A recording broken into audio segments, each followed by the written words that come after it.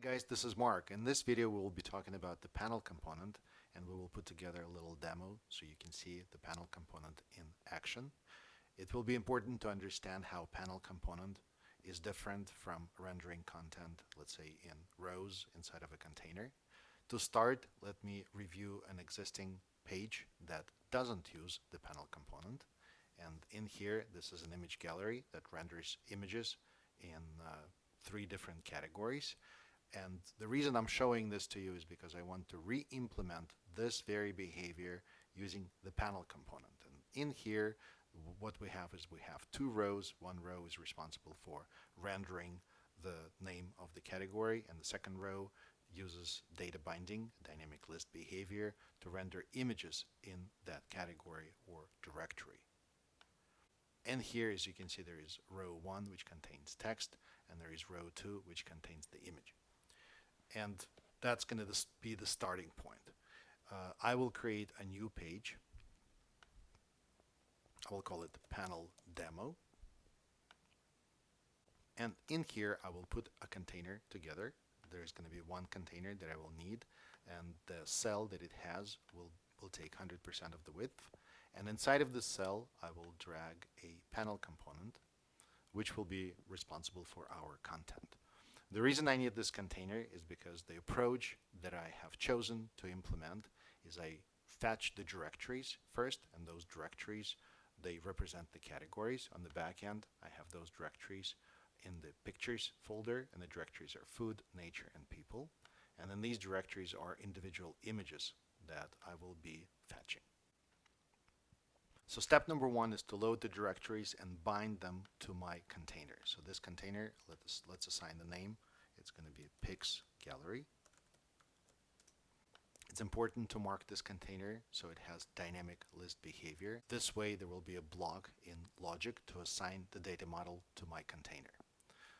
Retrieving the directories will happen in the pages on page enter event. And since we have dynamic list behavior, there's going to be this dynamic list category. So we want to set dynamic list items to pics gallery.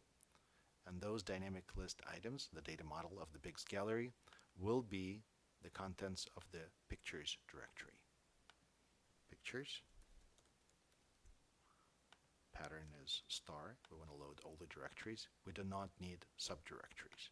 So this will return 3 objects. Each object will represent a directory. And these 3 objects will become the data model of the pics gallery. Pics gallery is the container. And this container will, since it has dynamic list behavior, will start replicating its content where all of it, the entire panel will be replicated for each directory. What this means is that we can bind the title to the name,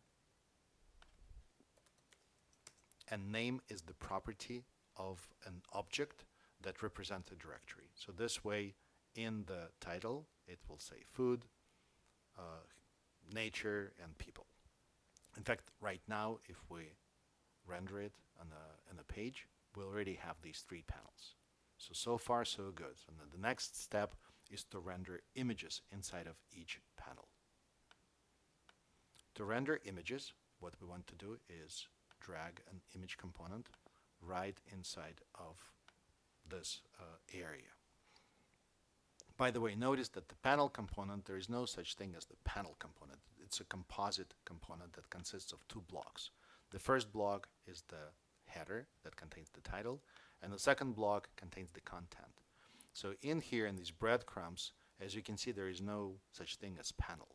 What we have is the blocks. But nevertheless, whenever you drag out the panel, you can drag it out as one, and then UI Builder automatically creates the subcomponents that you can work with. The entire contents of our pics gallery container, as I said, will be replicated for each object representing a directory. So for that object, we can retrieve all the files inside of that directory. And that will be happening in this area right here where the image is. So that means that this block where the image is, let's select it, we need to enable dynamic list behavior. The question is why? Well, because we want this image to be replicated by this block for every single object that will be sitting in the data model of this block. The question is, how do we populate the data model into this block? Let me show you how. Select the block, click on the logic, and in the dynamic items logic, we need to add some logic to fetch all the files from the directory that is assigned to our panel. Click on Add Logic, and in here, this return block needs to return all the files that are contained in the directory that is assigned to that panel.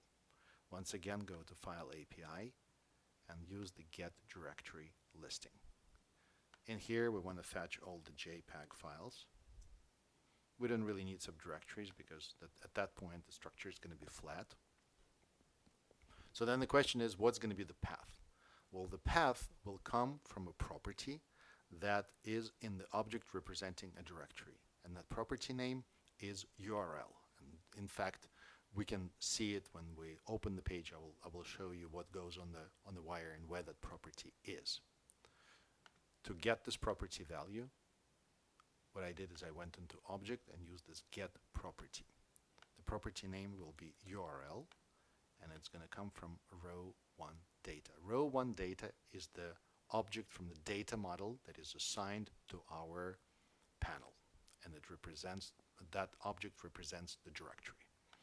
At this point, the only thing that is left to be done is assign the data binding to the image, and it's going to be public URL. Let's see what that looks like in the browser. So this looks exactly as I expected, but perhaps not what you expected, because the images are not positioned properly. By the way, as I promised, let me open up the network traffic so we can see all those properties in action. So first of all, we have this very first call that fetches the directories. And as you can see, there is name, and that name is what this title is bound to, is this name property. This URL is what we use to retrieve contents of the directory. So we are passing pictures/food, pictures/nature to get all the individual listing of files. As you can see, there is actually subsequent requests. So here's the request for pictures/food. In fact, you can see it right here, pictures/food, and the same thing is going to be pictures/nature. And in the response, we get a listing of all the files that are being rendered in our panel. But let's fix the UI just so these images are positioned exactly as we would want. The reason they're positioned top to bottom, if you select blog, and by the way, this is the property of the blog, it has the direction. As you can see, the direction is top to bottom. So if we change it left to right and reload the page, it's going to look a little bit better, but still not perfect. And as you can see, it is not perfect because these images, they go outside of the boundaries of our panel.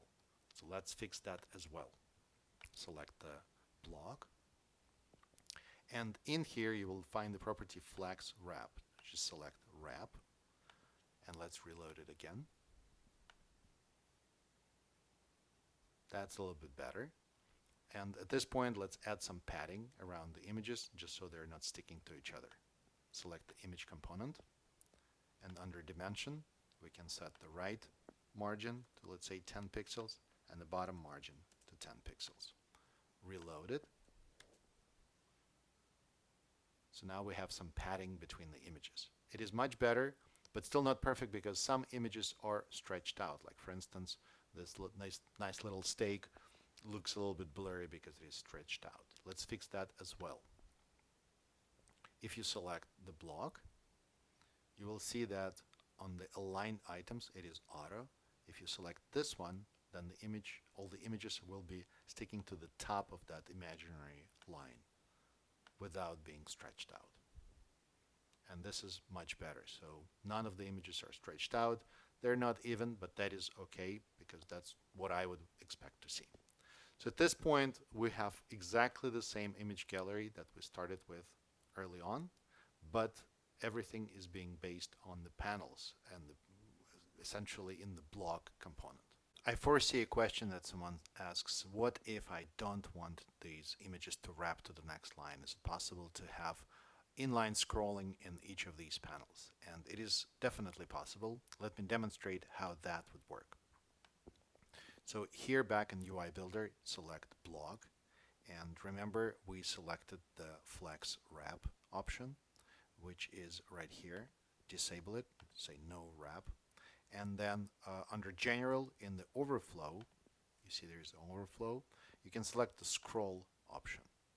And at this point, that changes the layout where the images will not wrap, they will just continue being rendered outside of the boundaries of the block, and there will be a scroll bar that shows up to allow you dynamic scrolling. Let's reload the page and see how that will work.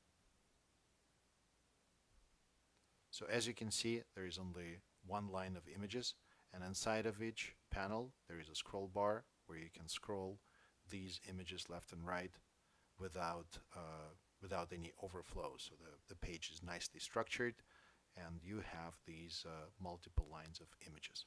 So that flexibility is there, and it's only because the panel component and the block component inside of the panel support these options. So I hope you found this useful. This is a little kind of fun exercise how to get exactly the same functionality using different components that you find in ByCanvas.